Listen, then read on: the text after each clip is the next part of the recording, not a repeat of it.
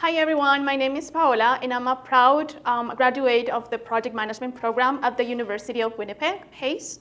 So I want to share with you guys what truly shaped my classroom experience. So it was basically learning from industry professionals because our instructors brought real world knowledge into every class. So they didn't just teach us theory, but they also teach us how to apply that theory into the real workforce, making each session very practical and inspiring. I also received great support through my studies. So I had a lot of writing tutors who helped me improve my assignments and my writing style. Also, career services gave me the tools to present myself confidently into the Canadian job market. So PACE also offered a diverse learning environment. So my classmates came from different countries around the world. So I've learned so much from teamwork, our discussions, our shared experiences, which was very helpful. I also joined the Project Management Institute. I got my PMP certification, and all the networking events expanded my knowledge and my connections.